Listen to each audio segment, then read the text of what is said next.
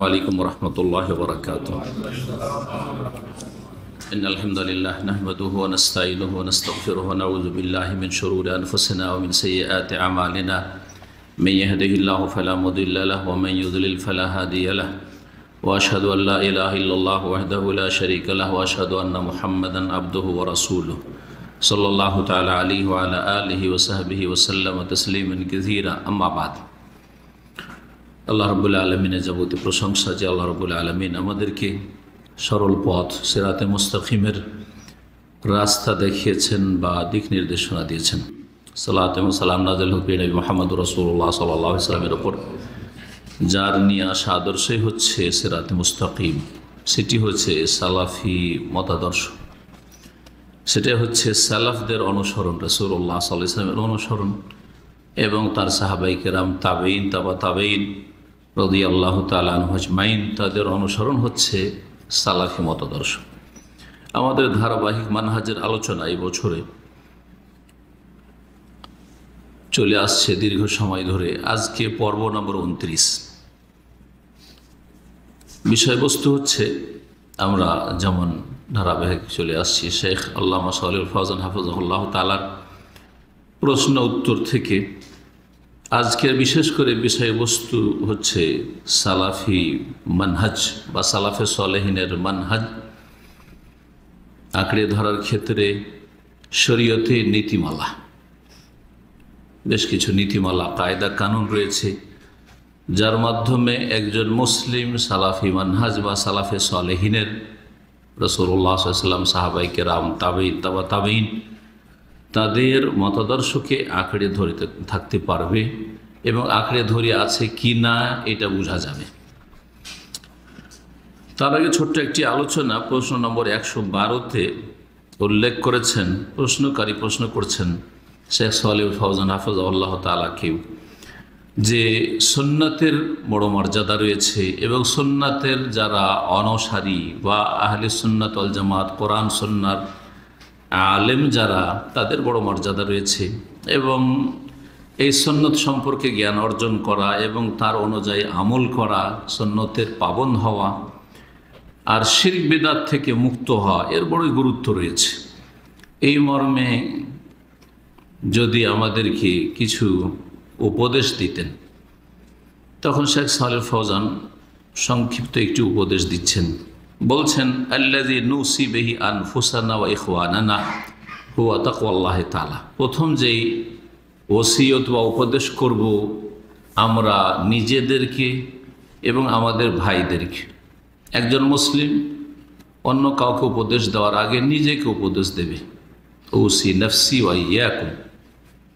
আজকালকার দেশের আরব আলেমরা, আমি নিজেকে প্রথম ওসিয়ত করছি বা উপদেশ দিচ্ছি, কারণ আপনাকে নিজেকে বাঁচানো এটা অন্যকে বাঁচানোর চাইতে অনেক গুরুত্বপূর্ণ বিষয়। আপনার ভালো হওয়াটা অন্যের ভালো হওয়ার চাইতে অনেক বেশি গুরুত্বপূর্ণ। আপনার সংশোধন, আপনার জাহান্নাম থেকে বাঁচা, আপনার জান্নাতে যাওয়া আপনার কাছে অন্যের জান্নাতে যাওয়ার চাইতে অনেক বেশি গুরুত্ব রাখে। ঠিক তেমনি আমার ক্ষেত্রে, সবার ক্ষেত্রে। সুতরাং প্রথম আমরা নিজেদেরকে উপদেশ দিচ্ছি আর আমাদের মুসলিম ভাই বোনদেরকে উপদেশ দিচ্ছি কিসের? সেটা হচ্ছে তাকওয়াল্লাহি তাআলা, মহান আল্লাহর ভয় ভীতির, আল্লাহর ভয়ে ভালো কাজ করা আর আল্লাহর ভয়ে মন্দ কথা কাজ থেকে বেঁচে থাকা, এ হচ্ছে তাকওয়াল্লাহ। কোরআনে কারিমে কত আয়াত রয়েছে, ইত্তাকুল্লাহ, ইত্তাকিল্লাহ। জি, আর শুধু এই ভাষা দিয়ে নয়, বিভিন্ন ভাষা দিয়ে তাকওয়ার ফজিলত, তাকওয়ার ফলাফল, তাকওয়ার উপকারিতা। ওয়া মান ইয়াত্তাকিল্লাহ ইয়াজআল লাহু মাখরাজা। জি, ওয়াত্তাকুল্লাহ ওয়া ইউআল্লিমুকুমুল্লাহ। বহু আয়াত রয়েছে। সমস্ত মানব জাতিকে, আগের পরের সবাইকে আল্লাহ রাব্বুল আলামিনের ওসিয়ত হচ্ছে, ওয়ালাকাদ ওয়াসাইনাল্লাযীনা উতুল কিতাবা মিন ক্বাবলিকুম ওয়া ইয়াকুম আন ইত্তাকুল্লাহ। যত জাতিকে আমি আসমানি কিতাব দিয়েছি তোমাদের পূর্বে, তাদেরকে এবং ওয়া ইয়াকুম তোমাদেরকেও ওসিয়ত করছি, উপদেশ দিচ্ছি, আনিত্তাকুল্লাহ, আল্লাহকে ভয় করবে। আল্লাহর ভয়ের ভিত্তিতে যে কাজগুলি হবে সেগুলি হচ্ছে ইবাদত। আর দুনিয়ার কোনো গরজে ভালো কিছু কাজ হলে সেটা ইবাদত নয়। সেটা ইবাদত না, তাতে কোনো সওয়াব পাবেন না। সমাজের ভয়ে মানুষ পাপে যায় না, শরীর স্বাস্থ্য খারাপ হয়ে যাবে সেই জন্য মদ খাই না, ধূমপান করে না, জর্দা খাই না, এমন কোনো স্বভাবের কাজ নেই। কিন্তু আল্লাহর ভয়ে এগুলি নোংরা জিনিস, খাবাইস, নোংরা, হারাম, সেই জন্য আল্লাহর ভয়ে বাঁচছি, জাহান্নামের ভয়ে বাঁচছি এগুলো থেকে। এটা হচ্ছে তাকওয়াল্লাহ, এটা হচ্ছে ইবাদত।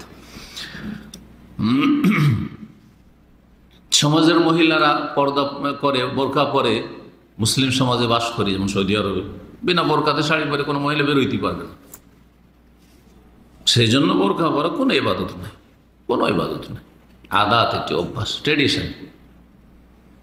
কিন্তু আল্লাহর ভয়ে যে হিজাবটা পরা হয়, পর্দা করা হবে, সেটা হচ্ছে ইবাদত, ইবাদত সেটা। তাকওয়াল্লাহ তাআলা, মহান আল্লাহকে ভয় করা।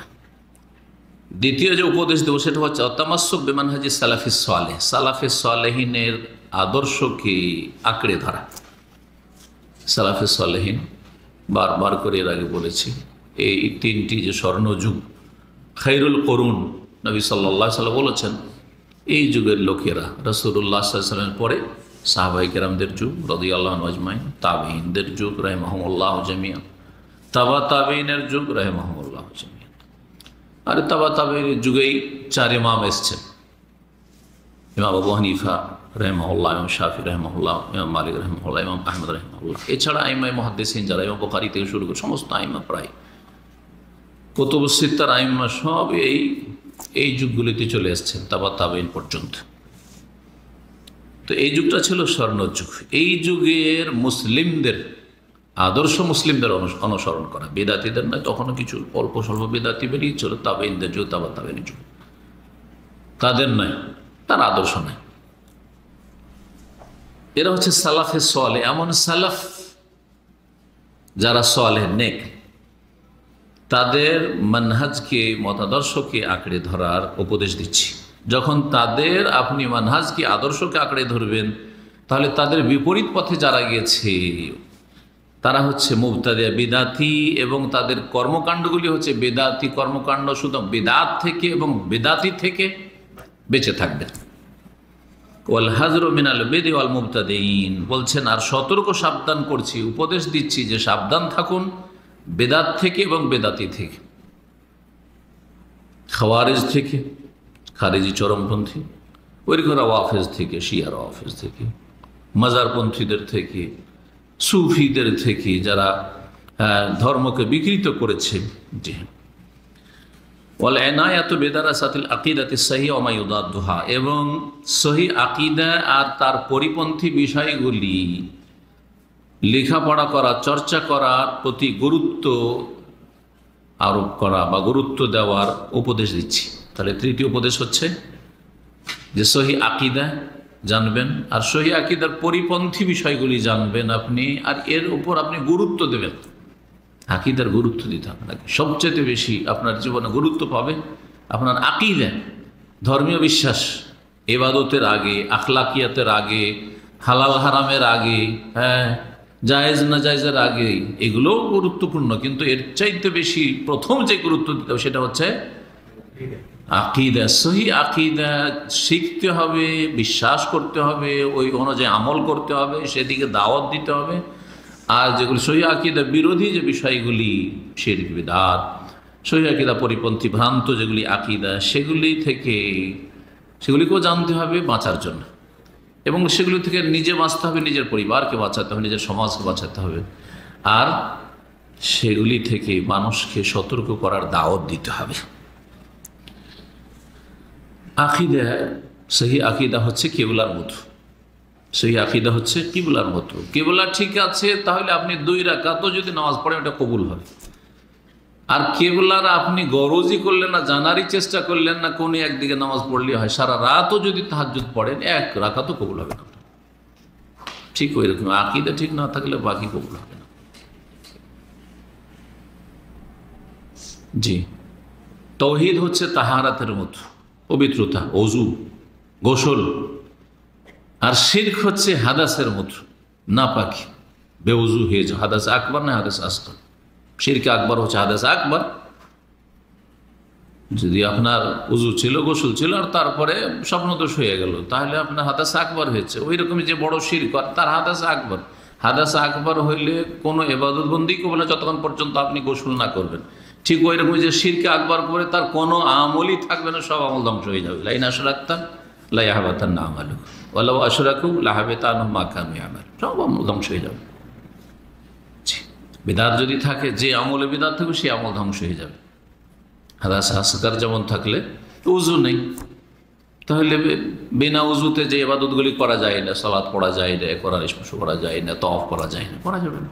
ঠিক ওই রকম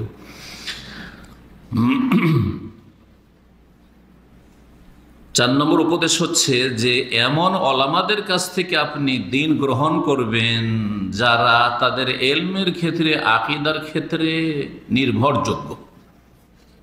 তাদের উপর নির্ভর করা যেতে পারে, আস্থা করা যেতে পারে যে তাদের ইলম হচ্ছে কোরআন সুন্নাহর ইলম, আর তাদের আকীদা হচ্ছে কোরআন সুন্নাহ ভিত্তিক আকীদা, সহিহ আকীদা। তাদের আকীদাতে শিরক নেই, বেদাত নেই। তাহলে যেই সে আলেম আর যেই সে বক্তা, যেই সে একটা ইসলামিক বই উঠিয়ে নিলেন আর পড়তে শুরু করলেন যে ইসলামিক বই, না না না, উঠেই না।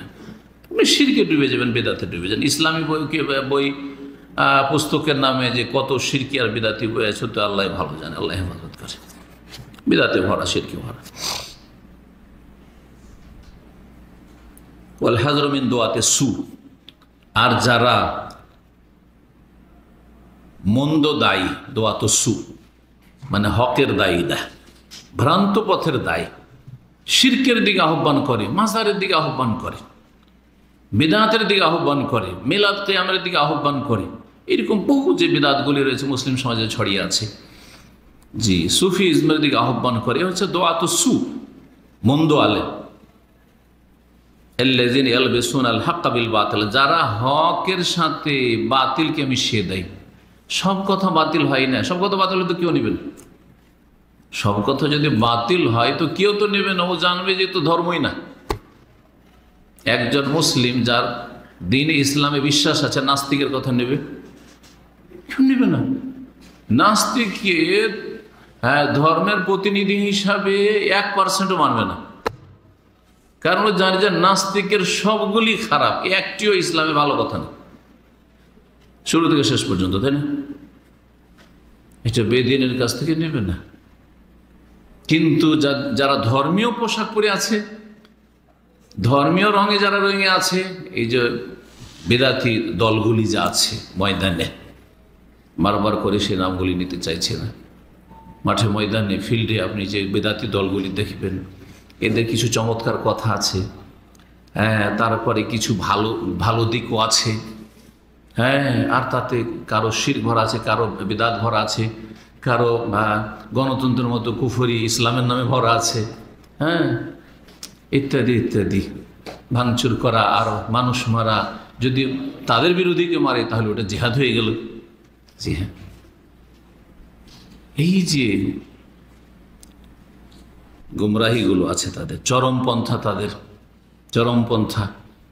মুসলিম ফাঁসে গুনাহগার, যদি শাসক ফাঁসে গুনাহগার হয় তাহলে তাকে তাগুতের টাইটেল দেওয়া। জি হ্যাঁ, এগুলি হচ্ছে এই গুমরাহদের কাজ।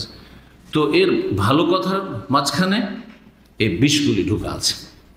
তাই বলছেন যে যারা বাতিলপন্থী দায়ী, গুমরাহ দায়ী, তাদের থেকে সতর্ক সাবধান থাকবেন, যারা হককে বাতিলের সাথে সংমিশ্রণ করে। ওয়ায়াক্তুমুন আল হাক্কা ওয়া হুম ইয়ালামুন, আর জেনে শুনে সত্যকে গোপন করে, সত্যকে গোপন করে, হককে বাতিলের সাথে মিশাই। দেখো, আল্লাহ কোরআনে গণতন্ত্রের কথা বলেছেন, আউযুবিল্লাহ। কোরআনে বলে আল্লাহ সুরার কথা বলছেন, গণতন্ত্র। সুরা মানে যোগ্য লোকদের সিলেকশন, আর গণতন্ত্র মানে হচ্ছে একটা চামার আর একটা ওলিউল্লাহ।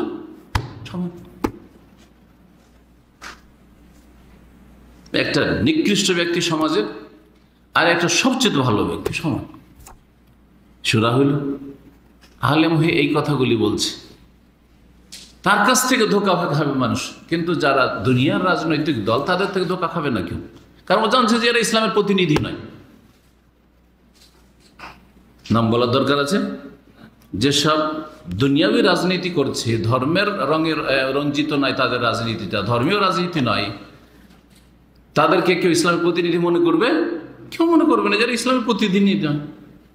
জি, কিন্তু যারা ইসলামের নামে এসব করছে তাদের কাছে এসে তো ধোঁকা খেয়ে যাচ্ছে। তো এদের ভালো ভালো কথা, এরা তো যে কোরআনী আইন আমরা দেশে বাস্তবায়ন করতে চাই, কত সুন্দর কথা, এত সুন্দর কথা, কোরআনের কথা, কিন্তু এইখানে যে হকের সাথে বাতিল মিশানো আছে। জি হ্যাঁ, আসল উদ্দেশ্য এটা নয়। আসল উদ্দেশ্য হচ্ছে যে এই পথে মুসলিমদের আবেগকে কাজ লাগিয়ে নিজের ভোগবিলাসের সামগ্রী সঞ্চয় করা। তাওহীদ প্রতিষ্ঠা করা মুখ্য উদ্দেশ্য নয়, শিরক বিদআতের উৎখাত করা মুখ্য উদ্দেশ্য নয়, বরং শিরক বিদআতের সাথে সমঝোতা হতে পারে তাদের বৃহৎ স্বার্থের জন্য। সেটা হচ্ছে ক্ষমতায় পৌঁছা।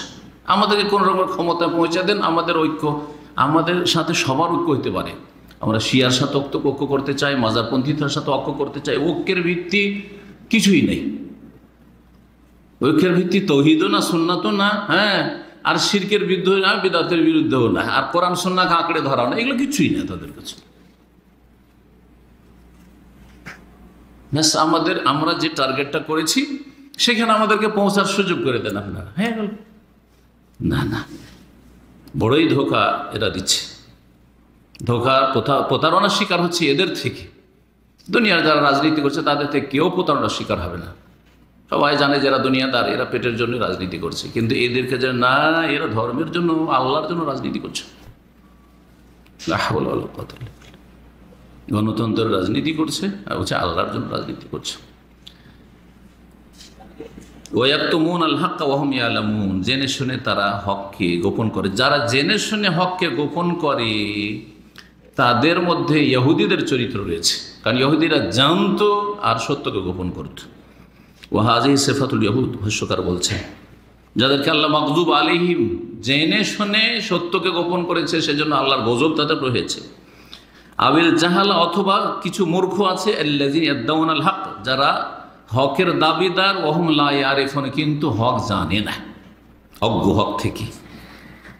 এদের মধ্যে খ্রিস্টানদের গুণ রয়েছে, আল্লাযীনা আবাদুল্লাহ আলা গায়রি হুদা ওয়ালা বাসীরা, অজ্ঞতা বশত যারা ইবাদত বন্দেগী করে। এটা ছিল খ্রিস্টানদের চরিত্র। তাদেরকে আল্লাহ দাল্লিন বলেছেন, গোমরাহ পথভ্রষ্ট বলেছেন। যারা এইরকম কাজ করছে, হক আর বাতিলকে মিশিয়ে দিচ্ছে, লিআন্নাহুম ইউফসিদুনা আকসারা মিম্মা ইউসলিহুন, তারা যতটা সংস্কার করছে তার চাইতে বেশি তারা বিপর্যয় সৃষ্টি করছে, বিশৃঙ্খলা সৃষ্টি করছে, ক্ষয়ক্ষতি করছে। জি, আল্লাহু ওয়ালিউত তাওফীক। এই ছিল শেখ সালেহ ফাউজানের উপদেশ। এখানে আল্লামা নাসিরউদ্দিন আলবানী রাহমাতুল্লাহ আলাইহির সালাফি দাওয়াত সম্পর্কে, কোরআন সুন্নাহর দাওয়াত সম্পর্কে মূল্যবান দু একটি কথা আছে, শুনিয়ে দেওয়া ভালো হবে। তিনি বলছেন, আদ-দাওয়া সালাফিয়া হিয়া তুহারিবুল হিজবিয়াতা বিকুল্লি আশকালি ওয়া আনওয়াইহা, সালাফি দাওয়াত সমস্ত রকমের দলাদলির বিরোধী, দলীয় গোঁড়ামি, দলাদলি, দলের দিকে টানা, বিকুল্লি আশকালি ওয়া আনওয়াইহা, যত রকমের দলাদলি হোক না কেন। ওয়াসসাবাবু আদহু জিদ্দা, আর এর কারণ সালাফি দাওয়াত সমস্ত গ্রুপিং আর দলীয়করণ আর দলের দিকে আহ্বান, এগুলোর বিরোধী কেন, যে বিষয়টি এগুলোর বিরোধী কেন, এই জন্য যে বিষয়টি স্পষ্ট, সেটা হচ্ছে আদ-দাওয়া সালাফি তানতামি ইলা শাখসিল মাসুম ওয়া রাসূলুল্লাহ সাল্লাল্লাহু আলাইহি ওয়াসাল্লাম। সালাফি দাওয়াতের সম্পৃক্ততা হচ্ছে এমন এক ব্যক্তিত্বের সাথে যিনি হচ্ছেন মাসুম, নিষ্পাপ। জি, এমন ব্যক্তির সাথে যিনি হচ্ছেন মাসুম, তাকে আল্লাহ ভুলের ওপর কখনো রাখবেন না, রাখেননি। মাসুম মানে হুয়া রাসূলুল্লাহ, তিনি হচ্ছেন রাসূলুল্লাহ। সালাফি দাওয়াতের সম্পর্ক হচ্ছে কার সাথে? রাসূলুল্লাহ সাথে। রাসূলুল্লাহ আদর্শের সাথে সাথে মিলে, তাহলে এটাই হচ্ছে সাহাবায়ে কেরাম, তাবেঈন, তাবা তাবেঈনের আদর্শ। কারণ তারা ওই আসল দিনটার উপর ছিলেন, যেই দিনের উপর রাসূলুল্লাহ ছেড়ে গেছেন। পরে লোকেরা ভেজাল ঢুকিয়েছে, কিন্তু আসল দিনটা হচ্ছে খাঁটি দিন, সাহাবায়ে কেরামদের যুগে যে দিনটা ছিল, যে অবস্থায় রাসূলুল্লাহ সাল্লাল্লাহু আলাইহি ওয়াসাল্লামকে ছেড়ে দুনিয়া থেকে বিদায় নিয়েছে। ফামান খারাজ আন দাওয়াতে হাওলাই, সুতরাং এই দাওয়াত থেকে, সালাফি দাওয়াত থেকে কেউ যদি বেরিয়ে যায়, লা নুসাম্মিহ বিআন্নাহু সালাফি, তাহলে সে সালাফি দাবি করলে সালাফি হয় না। আজকাল দুনিয়ার ঘরে যে অনেকেই ছুপা সালাফি, ছুপা রুস্তুম, সালাফি নয়, প্রকাশ করে যে সালাফি খালাফি, কিন্তু বলে যে আমরা সহিহ আকীদা। আর কিছু লোকেরাও আল্লাহ হেদায়েত করে, সামান্য কিছু শিখে মনে করে যে না না না, এই যে দেখো সহি কথা বলেছে, এই যে মিলাদের বিরুদ্ধে বলেছে সহিহ আকীদা, আর মিলাদের বিরুদ্ধে বলেছে নাওয়াইতুর বিরুদ্ধে তো বলছে না, মিলাদের বিরুদ্ধে বলছে, কিন্তু তোমার তো গণতন্ত্রের বিরুদ্ধে বলছে না, গণতন্ত্রের অংশ নিয়ে মনে করছে এটা দিয়ে ইসলাম কায়েম করবে সে।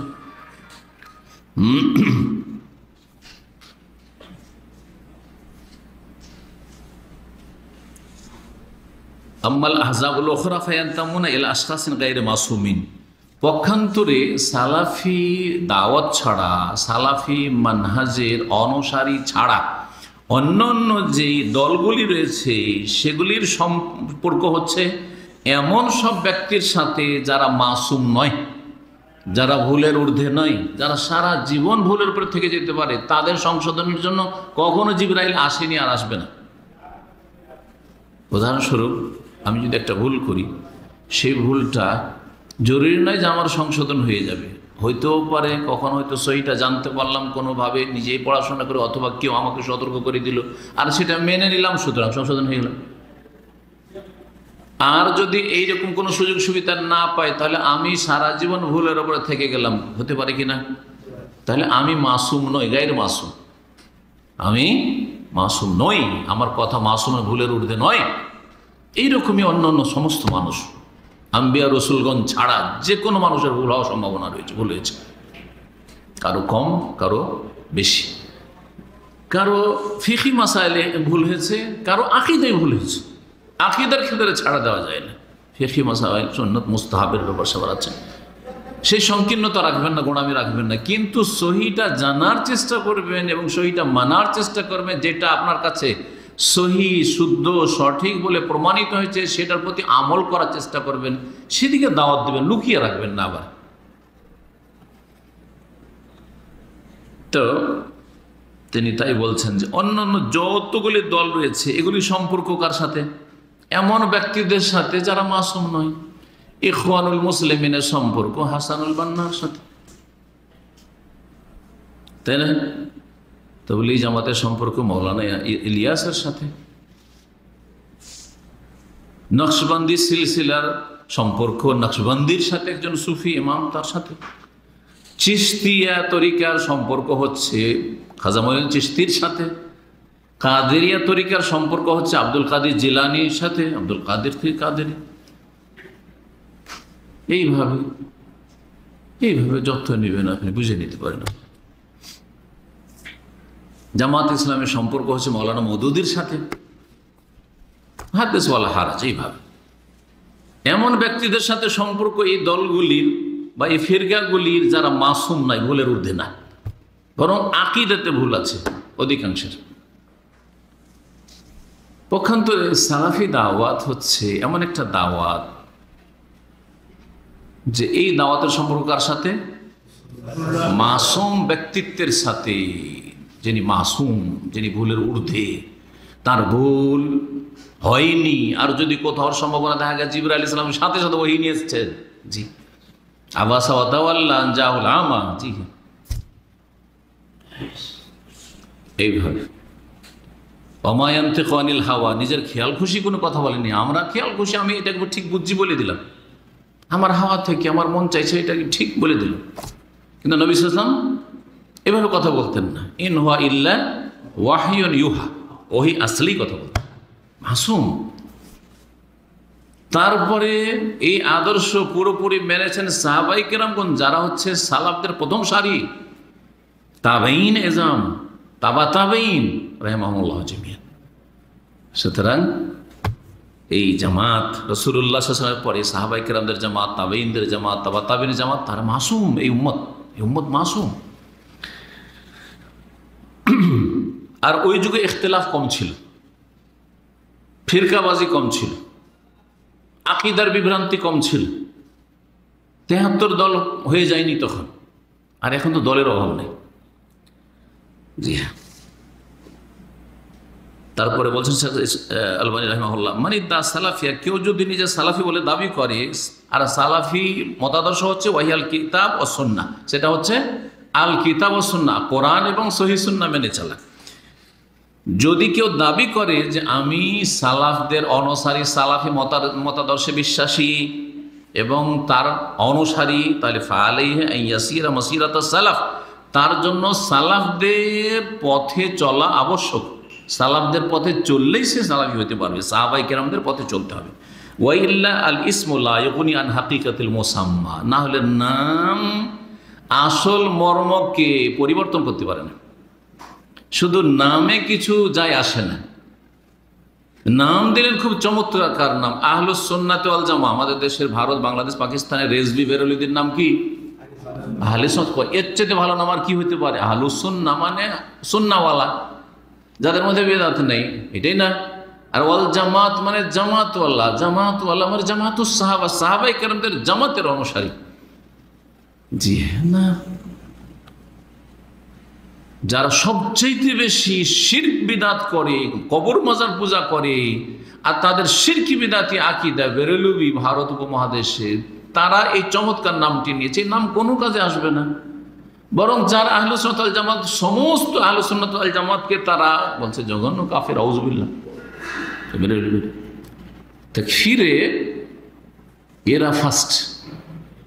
যতগুলি ফিরকা আছে বিদাতি ফিরকার মধ্যে, কাফির বলে ফতুয়াবাজি করতে বেরলভীরা ফার্স্ট।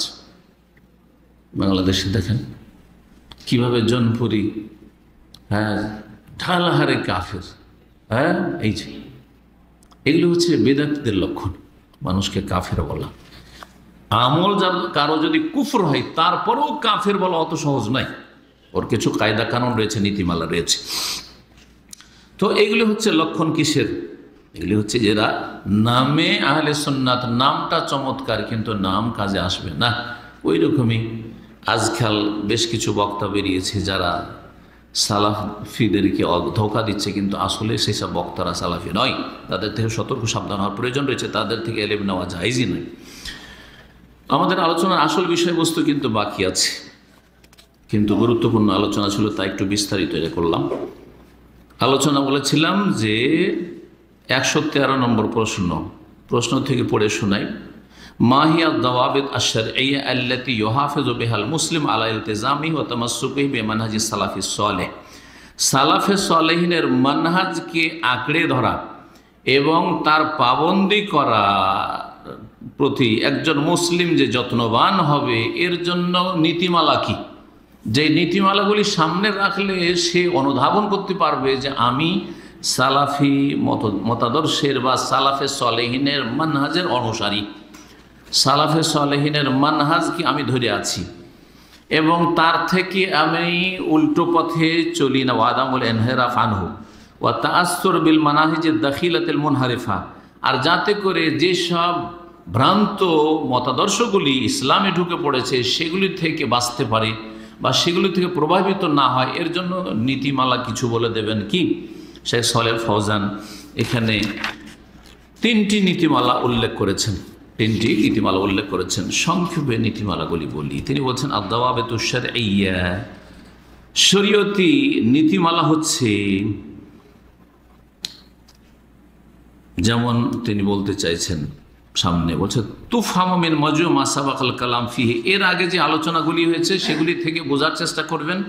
বাকি কথা হলো যে এখন শুনুন এইভাবে। আউয়ালান, প্রথমত বেআইয়ারজাল ইনসান ইলা আহলিল ইলমি ওয়াল বাসীরা, যারা আহলে ইলম, আলেম ওলামা, যারা দক্ষ আলেম, কোরআন সুন্নাহর আলেম, তাদের দিকে ফিরে আসবেন, মানে তাদের কাছ থেকে ইলম হাসিল করবেন, তাদের কাছ থেকে দ্বীনি সমস্যার সমাধান নেবেন, দ্বীনের ফতোয়া মাসাইল তাদের কাছ থেকে নেবেন, দ্বীনের সহি আকীদা না ভুল এটা তাদের কাছ থেকে নির্ণয় করবেন। নিজে কিতাব পড়ে আপনি মনে করবেন না যে আমি অনেক কিছু জেনে গেছি। শুধু কিতাব পড়ে আলেম হওয়া যায় না বা কিতাব পড়ে জ্ঞানী হওয়া যায় না, বরং তাতে বিভ্রান্তির সম্ভাবনা বেশি থাকে। আপনি আপনার মতো বুঝেছেন কিন্তু ভুল বুঝেছেন। আর সাধারণ যেগুলো আমাদের দেশি আলেম, সাধারণ আলেম, তাদের কাছ থেকে শিখলে তেমন কিছু শিখতে পারবেন না। ভালো আলেমদের কাছ থেকে শিখতে হবে। কোরআন সুন্নাহর আলেম, যাদের কাছে দলিল আছে। কোরআন সুন্নাহর আলেমকে যে দলিল বলতে পারে যে কাল আল্লাহ কাল রসুল, আল্লাহ বলেছেন, তার রসুল সাল্লাল্লাহু আলাইহি ওয়াসাল্লাম বলেছেন, এই আয়াতে আছে, এই হাদিসে আছে, এভাবে যা বলতে পারবে। ইমাম আবু হানিফা রাহিমাহুল্লাহ এই কথা বলেছেন, ওয়া খুযু মিন হাইসু আখাযু, তোমরা সেখান থেকে নিও যেখান থেকে ফোকাহারা ওলামারা নিয়েছে, আমি নিয়েছি, আর অন্যান্যরা নিয়েছে। তাহলে বোঝা যাচ্ছে কোনখান থেকে নিতে হবে। উৎস হচ্ছে ওহী, ওহী আর ওহী হচ্ছে আল কোরআন ও সুন্নাহ, কোরআন সুন্নাহ থেকে নিতে হবে। এটা হচ্ছে সমস্ত আইম্মা কেরামদের শিক্ষা। জি, ইয়াতাআল্লাম মিনহুম, তাদের দিকে ফিরে আসবে, আলেমের কাছে ফিরে আসে মানে তাদের কাছ থেকে এলেম শিখবে, তাদের কাছ থেকে এলেম শিখবে। ওয়াস্তাশিরুহুম ফিমা ইয়াজুলু ফি ফিকরিহি, এবং তাদের কাছে পরামর্শ নেবে ওই বিষয়গুলিতে যেগুলি তার ভিতরে ঘুরপাক খাচ্ছে, সমস্যা, নতুন নতুন যেসব সমস্যাগুলি। আজকাল তো আরও ফিতনার যুগ, প্রতিদিন কোন একটা সমস্যা আসতে আছে, আর দিলেন একটা স্ট্যাটাস, সেটা সোশ্যাল মিডিয়াতে হোক অথবা আপনার কোনো একটা মজলিসে বসে দিলেন একটা মন্তব্য করে। না ভাই, আলেমদের কাছ থেকে পরামর্শ করেন যে এই যে নতুন সমস্যা, এই সম্পর্কে কোরআন সুন্নাহ কি আমাদেরকে দিক নির্দেশনা দিচ্ছে। তার আগে আকীদার ক্ষেত্রে যে বিভ্রান্তিগুলো রয়েছে সেই ক্ষেত্রে, মাসলা মাসাইলের ক্ষেত্রে, শরীয়তের হালাল হারামের ক্ষেত্রে নতুন একটা ফতোয়া পেলেন, আপনার জন্য সুবিধাজনক হইলে ওইটাই নিয়ে দৌড় দিলেন। না না না, এটা গোমরাহি। আপনি সুবিধাবাদী মুসলিম, দেখছেন যে একটা নতুন ফতোয়া দিয়েছে, তাহলে আপনাকে সেই ক্ষেত্রে কি করতে হবে? ভালো আলেমদের কাছে ফিরে আসতে হবে, প্রত্যাবর্তন করতে হবে সেদিকে। উলিল আমরি মিনকুম, তারাই কোরআন শোনা আলেমদের কাছে ফিরে আসতে হবে। উদাহরণ দিয়ে বোঝা যেতে পারে, যেমন কিছু কিছু আলেম অমুসলিম দেশে সুদকে হালাল করেছে। আপনার কাছে ওইরকম একটা আর্টিকেল চলে আসলো যে অমুসলিম দেখে সুদ খাওয়া যায়। হ্যাঁ, কি বলবেন? কাজ হয়ে গেছে, তাহলে তো অসুবিধা নেই, সুদি কারবার করতে অসুবিধা নেই, সুদের ওপর বাড়িঘর কিনতে অসুবিধা নেই। পশ্চিমা দেশে যেমন করছে, সুদের ওপর আপনার সুদি ব্যাংকে টাকা রেখে ফিক্সড ডিপোজিট করে বসে বসে বাড়িতে নাকে তেল দিয়ে ঘুমাইলাম আর খেলাম, কফালা খাওয়ার মতো। জি, এরকম অনেকে খাচ্ছে। হিন্দুরা তো ঢালারে খাচ্ছে ভারতে, মুসলিমরা অনেকে ফাঁসে করা শুরু করেছে। 5 লাখ টাকা রেখে দিলে মাসে 15-20 হাজার বা 25-30 হাজার যাই হোক একটা আসছে ফিক্সড ডিপোজিটে, 13 থেকে 15% পর্যন্ত আসছে, ও বসে বসে খাচ্ছে। এইরকম যদি কোনো জাতি বসে বসে খায়, তাহলে সেই জাতি তো অকেজ কুড়ে হয়ে যাবে, কোনো কাজের যোগ্য থাকবে না। আল্লাহ ব্যবসা বাণিজ্যের মাধ্যমে আর বিভিন্ন রকমের যে পেশাগুলি রয়েছে, সে কৃষিকাজই ওখানে, এর মাধ্যমে মানুষকে কর্মঠ করতে চেয়েছেন, মেহনত করে খেতে বলেছেন। 8 ঘন্টা ডিউটি করে মেহনত করে খান আপনি, আর বসে থাকবেন আর আরামে আপনার কাছে রুজি আসছে। এইভাবে কোনো জাতি দাঁড়িয়ে থাকতে পারে না, ধ্বংস হয়ে যাবে জাতি। সুদের সবচেয়ে ক্ষতিকর দিক এটি একটি, অনেকগুলি ক্ষতিকর ধ্বংসাত্মক দিক রয়েছে দুনিয়া আখেরাতে, তার মধ্যে এটা একটা দিক। আল্লাহর গজব এই জন্য সুদখোরদের উপর। এক কথায় যে কোনো সমস্যা আসবে, দিন দুনিয়ার সমস্যা, বিশেষ করে দিনই সমস্যা, সেই ক্ষেত্রে আলেমদের পরামর্শ নিয়ে আপনাকে সিদ্ধান্ত নিতে হবে, নিজে থেকে মন্তব্য করে দিলে হবে না। দ্বিতীয় যে বিষয়টি, সেটা হচ্ছে আত-তারাউই ফিল উমুর ওয়া আদামুল আজালাহ ওয়া আদামুত তাসাররুফ ফিল হুকমি আলান নাস, যে কোনো বিষয়ে ধীর স্থিরতা অবলম্বন করা। আবেগী হয়ে কোনো কথা আপনি পেশ করবেন না, কোনো কিছুর রিয়াকশানে আবেগী হয়ে জজবাতে এসে আবার কোনো কিছু একটা বলে দিলেন। যেমন কাশ্মীরের সমস্যা, আসলে দেখলেন না সোশ্যাল মিডিয়াতে, হ্যাঁ, বাংলা ভাষাভাষীরা, বিশেষ করে বাংলাদেশের যুবক ভাইরা সোশ্যাল মিডিয়াতে মনে হচ্ছে যে জিহাদে সবচেয়ে সোচ্চার, শুধু ওই কিসে কিবোর্ড জিহাদ, যেটা এইখানে ওদের জিহাদ, আরে বাপরে বাপ। অথচ ওদের ভালো করে খোঁজ নিয়ে দেখেন যে ফজরের নামাজের জিহাদ করতে পারেন নাফসের সাথে। হারাম থেকে বাঁচার যে সোশ্যাল মিডিয়াতে নোংরা ছবি দেখতে হবে না, হারাম থেকে বাঁচতে হবে, এই জিহাদ করার তৌফিক নেই, ওই ইমানি জজবা নেই।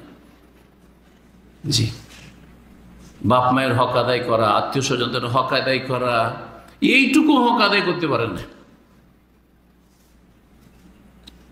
এইরকম বহু দোষ আর বহু অন্যায় জড়িত, আর বড় বড় ফতুয়াবাজি। জি না, যে কোনো বিষয়ে আপনাকে কি করতে হবে? ধীর স্থিরতার সাথে হুকুম লাগাইতে হবে বা আপনাকে পদক্ষেপ নিতে হবে, তাড়াহুড়া না করা। ওয়াদামুল আজাল ওয়াদাম তাসাররুফ ফিল হুকম আলান নাস, কোন ব্যক্তি বা গোষ্ঠী বা দল বা সমাজের ওপর তাড়াহুড়া করে হুকুম না লাগিয়ে দেওয়া। আসলে একটা কথা রিয়াকশনে বলে ফেললেন, রিয়াকশনে তাড়াহুড়া করে হুকুম লাগানো, তাড়াহুড়া করে আবেগী কথাবার্তা, এগুলি হচ্ছে কাদের? চরমপন্থীদের কাজ, চরমপন্থীদের কাজ। কাজের বেলা কিছুই করতে পারবে না, আর কথা অনেক বড় বড়। বলা আলাইহি আতাসাব্বাত, যে কোনো মানুষের জন্য, একজন মুসলিমের জন্য জরুরি যে যে কোনো বিষয় নিয়ে একটু গভীরভাবে চিন্তা করবে, এর পরিণাম নিয়ে চিন্তা করবে। জি, মহান আল্লাহ বলছেন সূরা হুজরাতে, ইয়া আইয়ুহাল্লাযীনা আমানু ইন জাআকুম ফাসিকুন বিনাবাইন ফাতাবাইয়ানু, তোমাদের কাছে কোনো অজ্ঞাত পরিচয় ব্যক্তি, ফাসিক মানে গুনাহগার নয়, এখানে অজ্ঞাত পরিচয়, চেনেন না একটা লোক, জানা নাই যে ইমানদার লোক, আর জানা নাই যে বেঈমান, এটাও জানা নেই, পজিটিভ নেগেটিভ কোনোটাই জানা নেই, অজ্ঞাত পরিচয় লোক আসলো কোনো একটা সংবাদ নিয়ে, ফাতাবাইয়ানু, একটু তদন্ত করো। এ বিষয়ে, এই আয়াতের বিষয়ে একবারে আম, ব্যক্তি জীবনের ক্ষেত্রে হইতে পারে, আকীদার ক্ষেত্রে হইতে পারে, পারিবারিক ক্ষেত্রে হইতে পারে, সামাজিক ক্ষেত্রে হইতে পারে, রাষ্ট্রীয় ক্ষেত্রে হইতে পারে। সোশ্যাল মিডিয়াতে দেখে নিলে একটা কোনো একটা রাষ্ট্রের বিরুদ্ধে কোন মুসলিম দেশের উল্টা একটা খবর দেখে দিল, আর এমন ফতোয়া লাগে দিল, ওরা কি মুসলিম নাকি? কিচ্ছু নেই ওদের মধ্যে ইসলামের। আজকাল এরকম করছে না, কিছু নেই, সব শেষ। আউযুবিল্লাহ, আউযুবিল্লাহ, জাহান্নামে যাওয়ার কাজ করে বসে থাকলে হতে পারে এই খবর একেবারে ফলস। জি হ্যাঁ, আজকাল যে সোশ্যাল মিডিয়ায় ওই যে বিশাল এক রাজনীতি চলছে, জি হ্যাঁ, আল্লাহু আকবার, এবং জুলম অত্যাচার চলছে। পারিবারিক, আপনার পরিবার সম্পর্কে অনেকে আছে আপনার কাছে খুব হিতাকাঙ্ক্ষী আর দরদি, এটা প্রকাশ করছে, কিন্তু আসলে আপনার পরিবারের দুশমন। আপনার স্ত্রীর সাথে অথবা আপনার ছেলে মেয়ের সাথে তার বিদ্বেষ আছে, শত্রুতা আছে, মনে এমন কিছু ভরা আছে শয়তানি, যার ফলে আপনাকে ভুল তথ্য দিল, হঠাৎ করে তালাক তালাক তালাক না। তাহলে এই আয়াত জীবনের অনেক ক্ষেত্র বা সব ক্ষেত্রকে সামিল। ফাতাবাইয়ানু, একটু তদন্ত করো, আন তুসিবু কওমান বিজাহালা, না হইলে অজ্ঞতাবশত কোনো একটি সম্প্রদায় বা কোনো এক ব্যক্তি সম্পর্কে কোনো একটা কিছু করে ফেললে, ফাতুসবিহু আলা মা ফাআলতুম নাদিমিন, আর তোমাদের এই কৃতকর্মের কারণে অনুতপ্ত লজ্জিত হইতে হইল। পরে যখন হাকিকাতে বুঝতে পারলেন, আরে এই লোকটা সম্পর্কে আমাকে ভুল তথ্য দেওয়া হয়েছিল, আর বলেছিলাম একেবারে খারাপ লোক, এখন তো দেখলাম যে আমার কথা খুব ভুল, কত লজ্জিত আপনি। এখন আল্লাহর কাছে তওবা করেন, মানুষের হক নষ্ট করেছেন, মানহানি করেছেন, ওর আপনি ক্ষমা নেন, ইত্যাদি ইত্যাদি। যখন জানতে পারবেন যে কোন একটা সমস্যা আছে, তখন তার সংশোধন বা তার ইসলাহ বা সংস্কারের পদ্ধতিটাও সহি হইতে হবে। জি হ্যাঁ, আপনি আপনার ছেলে মেয়ে যদি খারাপ হয়ে যায়, আল্লাহ না করে খারাপ হয়, তো তাকে ঠিক করবেন না। ঠিক করার জন্য আপনাকে চিন্তা করতে হবে না যে কি তরিকাতে ঠিক করা যেতে পারে, না পিঠে পেটে দিলে কাজ হয়ে গেল। হ্যাঁ, এমন মার দেবো যে হাত পা ভেঙে দেবো, যেমন কিছু মূর্খ লোকের আছে, এমন মার দেবো না যে হাত পা ভেঙে দেবো। হাত পা ভেঙে দেওয়াটাই যে সমাধান, এটাকে কি আপনি বুঝতে পারছেন? একটু ঠান্ডা মেজাজে চিন্তা করেছেন? জি হ্যাঁ। তো ইসলাম সংশোধনের তরিকাটা সম্পর্কে চিন্তা করতে হবে যে কোনটা তার জন্য উপযোগী হবে। সবার জন্য সবটা উপযোগী নয়। লাবি তরকুল মুআন্নাফা, এমন নয় যে আপনি কঠোরতা অবলম্বন করবেন অথবা এমন কোনো পদ্ধতি অবলম্বন করবেন যেটা এখানে উপকারী নয়, অপকারী। নবী সাল্লাল্লাহু আলাইহি ওয়াসাল্লাম বাশশির ওয়ালা তুনাফির, মানুষকে সুসংবাদ দাও, ঘৃণা ছড়াইও না। নবী সাল্লাল্লাহু আরো বলেছে, ইন্না বুইস্তু মুয়াসসিরিন, তোমাদেরকে সহজ করার জন্য পাঠানো হয়েছে। ওয়ালাম তুবআসু মুআসসিরিন, আর তোমাদেরকে কঠিন করার জন্য পাঠানো হয়নি যে একটা জিনিসকে জটিল বানিয়ে দাও, সহজ করার চেষ্টা করেন। নবী করিম সাল্লাল্লাহু আলাইহি ওয়াসাল্লাম ওই লোকটি যে লম্বা করে এমন লম্বা নামাজ পড়িয়ে ইমামতি করেছিল, সূরা বাকারা এশার নামাজে ধরিয়ে দিয়েছিল। কি বলেছিলেন রাসূলুল্লাহ সাল্লাল্লাহু আলাইহি ওয়াসাল্লাম? ইন্না মিনকুম মুনাফিরিন, তোমাদের মধ্যে কিছু লোক আছে যারা ঘৃণা ছড়ায়, মানুষ পালিয়ে যাবে মসজিদ ছেড়ে। সূরা বাকারা যদি এশা নামাজে ধরা বা ফজর নামাজে যদি ধরায় তাহলে জি হ্যাঁ, নবী সাহাবীদেরকে সতর্ক করেছেন। ফামান আম্মান নাস ফালিয়ুখাফিফ, সুতরাং যখন ইমামতি করছো তখন হালকা করে করো, কারো দুর্বল আছে, কারো প্রয়োজন আছে, আরও কোনো সমস্যা আছে, বৃদ্ধ আছে ইত্যাদি। কিন্তু যখন একা একা পড়বে সারা রাত নামাজ পড়তে থাকো, সারা রাত নামাজ পড়তে থাকো, কেউ কিছু বলবে না। 3 নম্বর যে বিষয়টি সেটা হচ্ছে শরীয়তের নীতিমালা সালাফদের মানহাজের ওপর আছেন কি না, এবং বিভ্রান্তিকর মানহাজ থেকে আপনি বেঁচে আছেন কি না, এর জন্য বা সালাফদের মানহাজের অনুসরণের হেফাজত, সালাফদের মানহাজের আপনি হেফাজতকারী কি না, এটার জন্য জরুরি যে আপনি আলেম ওলামাদের সাথে উঠা বসা করে তাদের থেকে যথেষ্ট এলেম হাসিল করবেন। প্রথমটা ছিল যে কোনো সমস্যার ক্ষেত্রে প্রত্যাবর্তন করবেন। একটা সমস্যা হয়েছে, আপনি নিজের সিদ্ধান্ত না দিয়ে আপনার চাইতে বড় আলেম আছে যার কাছ থেকে আপনি পরামর্শ নিতে পারেন, সে আপনি যে এই বিষয়টাই কি করা যেতে পারে বা কি বলা যেতে পারে। আর এটা হচ্ছে আপনাকে এলেম হাসিল করতে হবে বিশ্বস্ত জায়গা থেকে, কোরআন সুন্নাহর ভালো আলেমদের কাছ থেকে এলেম হাসিল করতে হবে, এবং এলেমের সম্বল আপনার কাছে থাকতে হবে। এলেম নেই আর বড় বড় কথা না, চলবে না। ওয়াল ইস্তেমালি আরাইহিম, তাদের মতামতগুলি জানতে হবে, এবং সালাফে সালেহিনদের লিখনি পড়তে হবে, এবং যারা যুগে যুগে মুসলিহিন সংস্কারক ছিলেন তাদের জীবনী পড়তে হবে। আপনাকে জীবনী পড়তে হবে, আইম্মায়ে কেরাম, আইম্মা আরব, আবু হানিফা, শাফি, মালিক, আহমদ, তাদের জীবনী পড়তে হবে। শুধু একজনের না, অন্ধ আপনি অনুসারী হয়ে যাবেন। ইমাম ইবনে তাইমিয়া রাহিমাহুল্লাহর জীবনী পড়েন আপনি, হ্যাঁ এইভাবে ইমাম ইবনুল কাইয়্যিমের জীবনী পড়েন আপনি, শেখ মুহাম্মদ আব্দুল্লাহ রাহমাতুল্লাহ আলাইহির জীবনী পড়েন আপনি, শাহ ইসমাইল শহীদের জীবনী পড়েন, বড় বড় আইম্মায়ে কেরাম যারা কোরআন সুন্নাহর আলেম, তাদের জীবনী পড়েন যে তারা কিভাবে জাতির সংশোধন করেছেন, কিভাবে সেই যুগে যে সমস্যাগুলি ছিল সেই সমস্যার সমাধান কিভাবে দিয়েছেন। অনেকে আমাদের মধ্যে সহিহ আকীদার দাবিদার, কিন্তু বড় বড় আলেমদের কিতাব পড়তে চায় না। এটা একটা বড় রোগ এক শ্রেণীর আলেমদের মধ্যে। আয়াত পড়ে নিল, হাদিস পড়ে নিল, ও নিজের মতো করে বুঝে নিল আর দিল ফতুয়া। এই জন্য আমাদের দেশের ফতুয়াতে অনেক ভুল আছে। সহিহ আকীদার দাবিদার অনেকে, তাদের ফতুয়াতে ভুলের কারণ এটাই, কিন্তু স্বাধীনভাবে ফতুয়া দেওয়া।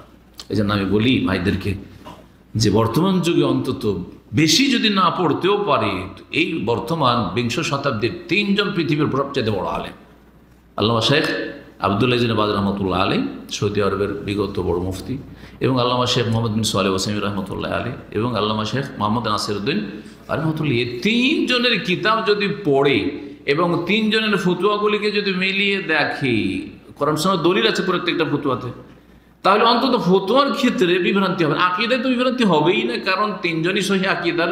ফতুয়াতে আপসে তাদের বেশ কিছু মাসাইল ইখতিলাফ থাকলে সেখানে কোনটা রাজে হইতে পারে, কোনটা বেশি বলিষ্ঠ হইতে পারে, অন্তত একজন মধ্যম শ্রেণীর আলেম এই সিদ্ধান্ত নিতে পারবে। কিন্তু না পড়বে না, কারো রেফারেন্সও বরাতও দেবে না, আর নিজেই থেকেও মুজতাহিদ হবে। এইখানে গিয়ে ভুলগুলি হয়েছে, এখানে গিয়ে ভুল হয়েছে।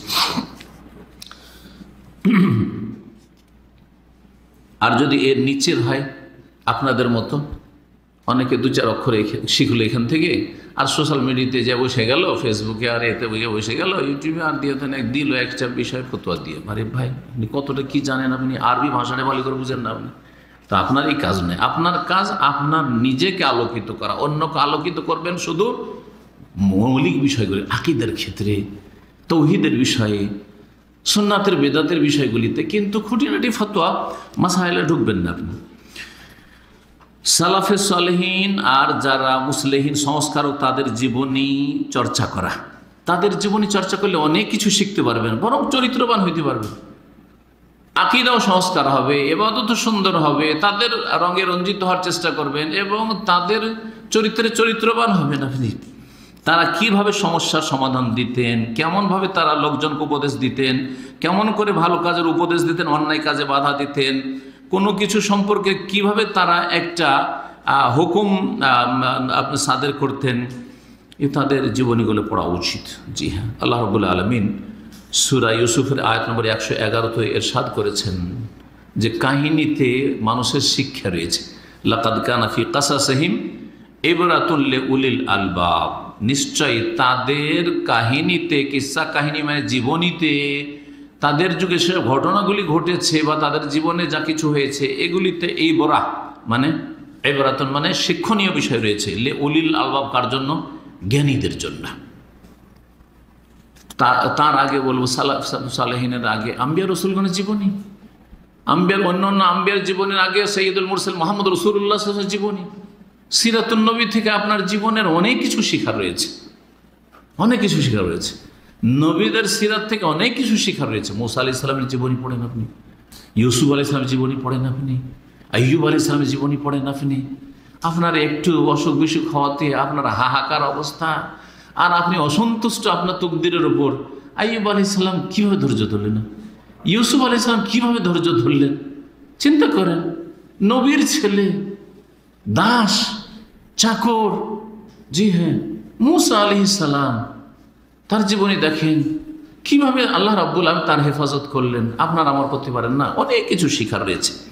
তো অত্যন্ত ব্যাপক আয়াত এটি, লাকাদ কানা ফি কাসাসিহিম ইবরাতুল লিউলিল আলবাব, নিশ্চয় তাদের ঘটনাবলিতে জ্ঞানীদের জন্য অনেক শিক্ষণীয় বিষয় রয়েছে। সুতরাং একজন মুসলিম এ উম্মতের একজন ব্যক্তি, আর উম্মত অল উম্মত হিয়া মাজমুল মুসলিমিন মিন আউয়ালি যুহুরিল ইসলাম ইলা কিয়ামিস সাআত, আর উম্মত সমস্ত মুসলিমরা কিয়ামত পর্যন্ত যারা আসবে তারা হচ্ছে পুরো উম্মত। সুতরাং একজন মুসলিম এ উম্মতের যারা সালাফে সালেহিন, বড় বড় আইম্মায়ে কেরাম শুরু করবে আম্বিয়া রসুলগণের পরে বা রাসূলুল্লাহ সাল্লাল্লাহু আলাইহি ওয়াসাল্লামের সিরাতের পরে সাহাবায়ে কেরামের সিরাত, আর অন্যান্য আইম্মাদের ওলামাদের সিরাতের আগে আবু বকর, ওমর, ওসমান, আলীর সিরাত পড়বে। সাহাবায়ে কেরামদের জীবনী পড়বে। তাদের মাসলা মাসাইলে জানার দরকার হইতো, তখন একজনের অন্ধ মুকাল্লিদ হইতেন, অনুকরণ করতেন না, যে বেশি জানে তার কাছ থেকে জেনে নিয়ে আমল করতেন। আপনি উত্তরটা পাবেন না। একজন সাহাবীর একটা মাসলা জানার দরকার হলো, নবী সাল্লাল্লাহু আলাইহি ওয়াসাল্লাম ইন্তেকাল করে দুনিয়া থেকে বিদায় নেওয়ার পরে চলে গেলেন আবু বকরের কাছে, বা তার আগে কোথাও আবু হুরায়রার সাথে দেখা হয়ে গেল, আব্দুল্লাহ বিন ওমরের সাথে দেখা হলো, এরা বড় বড় সাহাবায়ে কেরামদের মধ্যে বড় বড় আলেম। তারা জিজ্ঞাসা করে নিলেন, যদি পেয়ে গেলেন কারো কাছে এলেম যে রাসূলুল্লাহ সাল্লাল্লাহু আলাইহি ওয়াসাল্লাম এরকম বলেছেন, হয়ে গেল। যদি না পেয়েছেন তাহলে আর কারো কাছে, অমুকের কাছে চলে যাও, অমুকের কাছে হইতে পারে এ সম্পর্কে এলেম। এইভাবে তারা দিনের সমস্যার সমাধান নিয়েছেন। তো এইভাবে মানুষ নিজের অজ্ঞতা দূর করতে পারবে এবং সালাফদের অনুসারী হইতে পারবে, সালাফদের অনুসরণের হেফাজত করতে পারবে। আর যারা বিভ্রান্ত করে ইসলামের নামে, তাদের অনিষ্ট থেকে নিজেকে বাঁচিয়ে রাখতে পারবে। আল্লাহ রাব্বুল আলামিন যেন আমাদেরকে হকের উপর কায়েম রাখেন এবং হক সম্পর্কে ইলম হাসিল করার তৌফিক দান করেন, সত্যকে জানার তৌফিক দান করেন, সত্যের প্রতি আমল করার তৌফিক দান করেন। আর সত্য হচ্ছে কোরআন হাদিস, সত্য হচ্ছে কোরআন এবং হাদিস, ওয়াহি। আর সত্যের দিকে দাওয়াত দেওয়ার তৌফিক দান করেন। তাই বলছেন শেখ সালেহ ফৌজানের শেষ বাক্যটা বলছি, ফাল ইবরাতু বিসসাওয়াব, যেটা ঠিক সেটাই হচ্ছে আপনার কাছে গুরুত্বপূর্ণ। আপনাকে ঠিকটা মানতে হবে। এই ঠিকটা যার কাছে পান, আমার কাছে যদি ঠিক পান আমার কাছ থেকে নেবেন, আমার কাছে ভুলটা থাকে তো ছেড়ে দিয়ে গিয়ে আর কারো কাছে যদি ঠিকটা পান ওইটাই নেবেন। কিন্তু স্পষ্ট হইতে হবে যে কোনটা ঠিক, দলিলের ভিত্তিতে হক কোনটা, ঠিক কোনটা। ওয়াল হাক্কু হুয়া মা ওয়াফাকাল কিতাব ওয়াস সুন্নাহ বিফাহমিস সালাফ, আর হক সত্য সেটাই যেটা কোরআন সুন্নাহর পক্ষে, কিন্তু কোরআন সুন্নাহ বুঝতে হবে বেফাহমিস সালাফ, সালাফদের চিন্তা চেতনা নিয়ে। সালাফরা যেভাবে বুঝেছেন, সাহাবীরা ইসলামটাকে কিভাবে বুঝেছেন, তাবেঈনরা ইসলামটাকে কিভাবে বুঝেছেন, তাবেঈনরা ইসলামটাকে কিভাবে বুঝেছেন, ওইভাবে বুঝতে হবে। আম্মান নাস মা'আদা রাসূলিল্লাহ সাল্লাল্লাহু আলাইহি ওয়াসাল্লাম ফাহুম মুখতিউন, অন্য লোকেরা রাসূলুল্লাহ সাল্লাল্লাহু আলাইহি ওয়াসাল্লামকে বাদ দিয়ে যারা আছে বা ছিল, ফাইন্নাহুম ইখতিউন ওয়া ইউসিবুন, তারা কখনো কখনো ভুলও করেছে আর কখনো কখনো ঠিকও করেছে। একজন মুফতি যখন ফতোয়া দেয় বা একজন মুজতাহিদ যখন ফতোয়া দেয় বা একটা হুকুম বলে, তখন আল মুজতাহিদ ইউখতি ওয়া ইউসিব, কখনো ঠিক করে কখনো ভুল করে। তো ভুলটা জানার পরও মানবেন নাকি? না, যখন ভুল জেনে গেছি ছেড়ে দিয়ে যেটা ঠিক সেটার উপরে আপনি আমল সেটা মানবেন। ফায়াকবালুস সাওয়াব, সঠিকটা গ্রহণ করবেন, কবুল করবেন। ওয়ায়াতরকুল খাতা, যেটা ভুল সেটা ছেড়ে দেবেন। বড় আলেম কিন্তু ধরেন ফতোয়া দিয়েছেন যে ডিস্টেনি জায়েজ, ডিস্টেনি বুঝেন তো? জি হ্যাঁ, ডিএকশন বলছে, ডিএকশন জায়েজ। বাকি অন্য অন্য বড় বড় আলেমরা বলেছেন না, এটা হচ্ছে এটা জুয়া, হারাম, ধোকা, সুতরাং জায়েজ নাই। জি হ্যাঁ, এইভাবে বহু মাসাইল আপনার সামনে আসবে, বহু মাসাইল আসবে। কেউ যদি আপনাকে বলে যে মিলাদুন্নবী জায়েজ নয় কিন্তু সিরাতুন্নবীর মাহফিল করা জায়েজ, তা আপনাকে বিচার করা লাগবে না? বলবেন না কথাটা তো চমৎকার রে, যে মিলাদুন্নবী করেন, এরা মিলাদ করে না, কি করে? সিরাত মাহফিল করে। আজকাল নব্য বেদাতিরা এরকম বেদাত করা শুরু করেছে। সিরাত মানে নবীর জীবনী চর্চা করা, তো 12 রবিউল আউয়ালে কেন সিরাত শিখবেন? আপনি নবীর জীবনী শিখবেন, যে কোনো সময় শিখেন। আমরা জানো প্রতি সপ্তাহে প্রতি শনিবারে সিরাতুন্নবীর আলোচনা করছি, কিন্তু না 12 রবিউল আউয়াল মানে ওই দিন সিরাতের আলোচনা করতে হবে, আর বড় একটা মাহফিল ডাকতে হবে, আর বড় বড় হুজুর আলেমদেরকে ডাকতে হবে, আর সিরাতের আলোচনা করতে হবে। ওই বেদাতের রংটা শুধু পাল্টিয়ে দেওয়া, কালার পাল্টিয়ে দেওয়া, সাইনবোর্ড পাল্টিয়ে দেওয়া, বেদাত ওইটাই। কেউ মিলাদুন্নবীর নামে করছে, আর আপনারা সিরাতুন্নবীর মাহফিলের নামে করছেন। আল্লাহ যেন আমাদেরকে বুঝার তৌফিক দান করেন এবং হককে বুঝে নিয়ে হকটা কবুল করার তৌফিক দান করেন, সত্যকে সত্য বলে গ্রহণ করার তৌফিক দান করেন, আর বাতিলকে বাতিল বলে জানার তৌফিক দান করেন এবং তা থেকে বেঁচে থাকার তৌফিক দান করেন। আল্লাহুম্মা আরিনাল হাক্কা হাক্কান ওয়ারযুকনা ইত্তিবাহ ওয়া আরিনাল বাতিলা বাতিলান ওয়ারযুকনা ইজতিনাবাহ। সুবহানা রাব্বিকা রাব্বিল ইজ্জাতি আম্মা ইয়াসিফুন ওয়া সালামুন আলাল মুরসালিন ওয়াল হামদুলিল্লাহি রাব্বিল আলামিন।